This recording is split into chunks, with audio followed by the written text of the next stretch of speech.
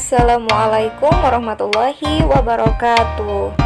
Anak-anak, bertemu lagi ya di pelajaran tematik hari ini.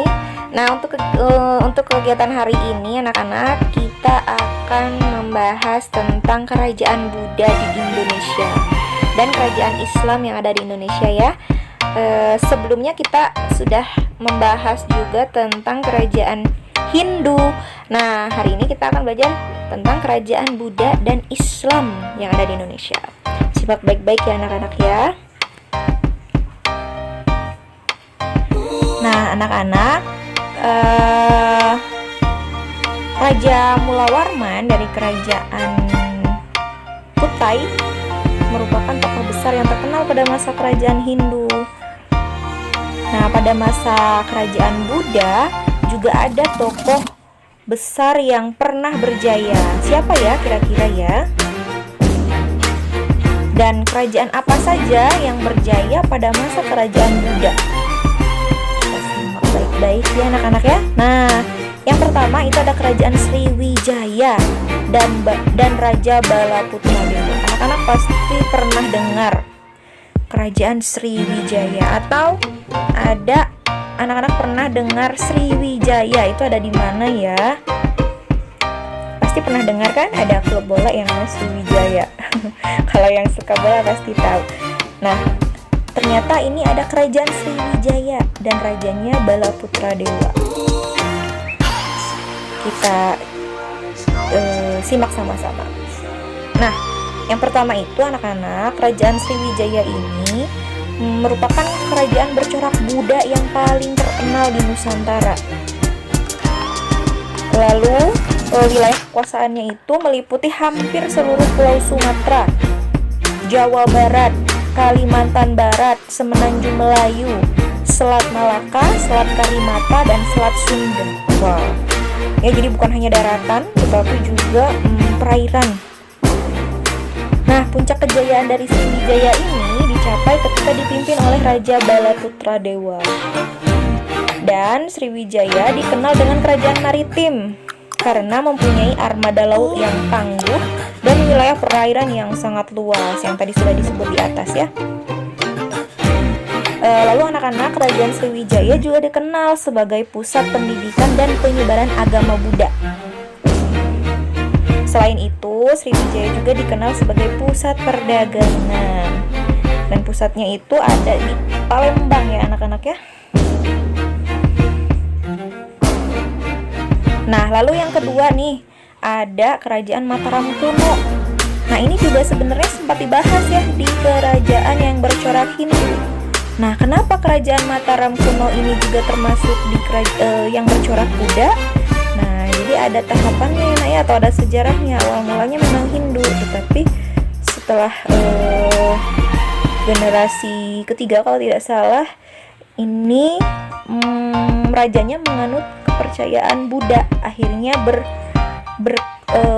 berpindahlah yang awalnya bercorak Hindu menjadi Buddha. Nah, kerajaan Mataram kuno ini mengalami 3 dinasti atau wangsa ya, yaitu Wangsa Sanjaya, Wangsa Sailendra, dan Wangsa Isana. Wangsa Sanjaya beragama Hindu, nih yang tadi dijelaskan. Lalu Wangsa Sailendra beragama Buddha, dan Wangsa Isana merupakan wangsa baru yang didirikan oleh Empu Sendok. Nah, peninggalan kerajaan Mataram kuno yang Buddha ya. Peninggalan kerajaan Mataram kuno Buddha itu sangat banyak anak-anak. Ada Candi Borobudur di Jawa Tengah, anak-anak barangkali ada yang sudah pernah ke sana, yang didirikan oleh Raja Simaratungga ya. Dan Candi Kalasan di Jawa Tengah merupakan candi Buddha tertua di Pulau Jawa. Ada Candi Mendut, Candi Sewu, dan Candi Plaosan di Jawa Tengah. Nah, ada pula berbagai prasasti Ratu Boko yang berisi kekalahan Balaputradewa dalam perang dengan kakak iparnya, yaitu Rakai Pikatan. Nah, selanjutnya anak-anak, kerajaan yang ketiga yang bercorak Buddha itu adalah Majapahit. Ini juga terkenal ya anak-anak ya, Majapahit. Kerajaan Majapahit itu terletak di selatan Sungai Brantas, tepatnya di Kecamatan Trowulan. Nah, pusat pemerintahannya diperkirakan di sekitaran Mojokerto, anak-anak di Jawa Timur. Masa kejayaan kerajaan Majapahit yaitu pada tahun 1350 sampai 1385. Sekitar 39 tahun berarti ya. Nah, Raja Majapahit saat itu adalah Hayam Wuruk dan Majapahit. Dan Mahapatihnya yaitu Gajah Mada. Nah, ini Gajah Mada ini sangat terkenal. Pada masa Raja Hayam Wuruk, kerajaan Majapahit mencapai kejayaannya anak-anak.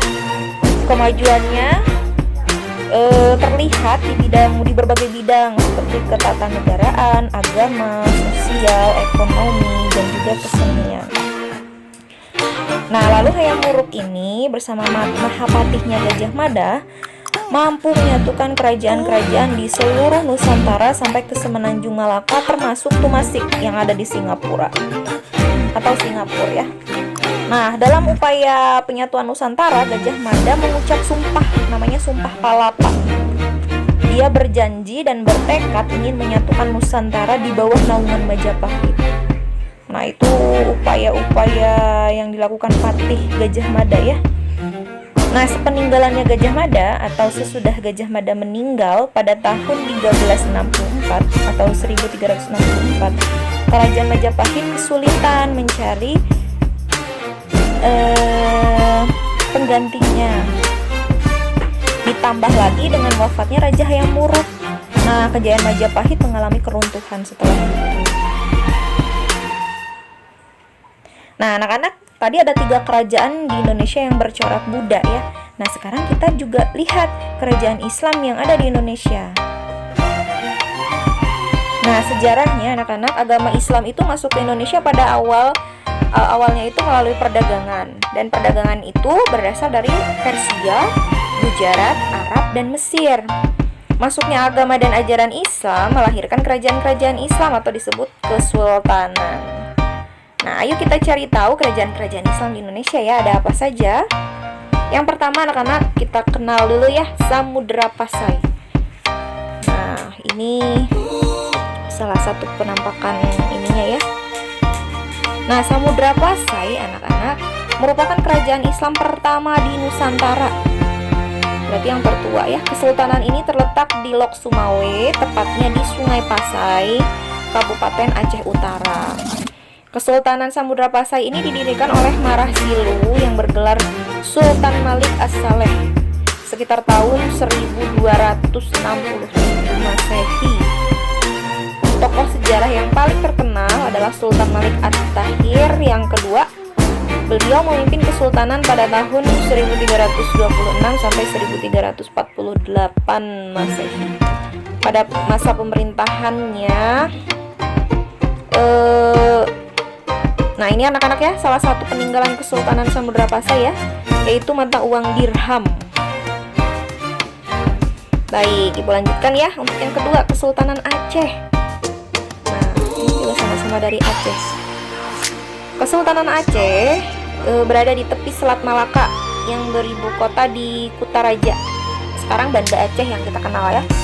Nah, Kabupaten Pidie Kesultanan Aceh berdiri pada abad ke-16 Masehi. Tokoh sejarah yang terkenal pada masa Kesultanan Aceh adalah Sultan Iskandar Muda, mulai dari tahun 1636 sampai 1641 Masehi ya anak-anak. Nah, selama pemerintahannya Kesultanan Aceh mampu memperluas wilayah sampai ke Semenanjung Malaya, Johor, Pahang, dan Kedah. Nah, ini gambar ini Masjid Raya Baitur Rahman Banda Aceh ya, salah satu peninggalan Kesultanan Aceh. Dan yang ketiga anak-anak ada Kesultanan Demak.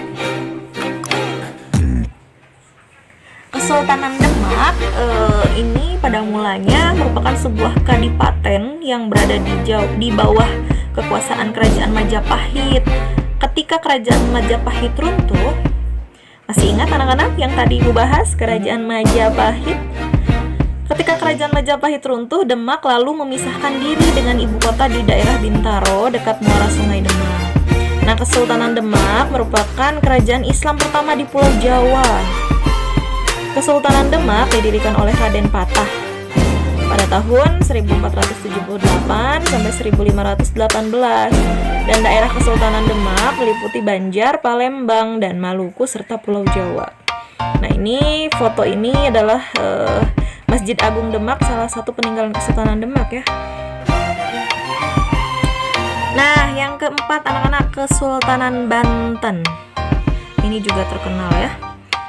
Kesultanan Banten itu terletak di Provinsi Banten yang berada di ujung barat Pulau Jawa. Sultan Ageng Tirtayasa merupakan Sultan Banten yang memerintah pada tahun 1651 sampai 1683 Masehi. Pada masa pemerintahannya, Banten semakin maju. Nah, ini anak-anak, kalau anak-anak pernah ziarah atau pernah mengunjungi Masjid Raya Banten, salah satu peninggalan Kesultanan Banten dengan ciri khas menaranya. Barangkali anak-anak ada yang pernah naik ke Menara Banten ini. Baik, selanjutnya anak-anak, yang kelima, Kesultanan Ternate Tidore. Nah, Kesultanan Ternate Tidore ini terletak di Kepulauan Maluku Utara.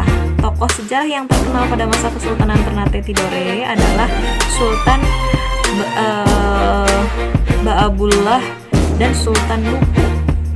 Sultan Ba'abullah memerintah tahun 1570 sampai 1583 Masehi. Dan Sultan Ba'abullah juga terkenal sebagai raja 27 pulau yang berhasil memajukan Kesultanan Ternate.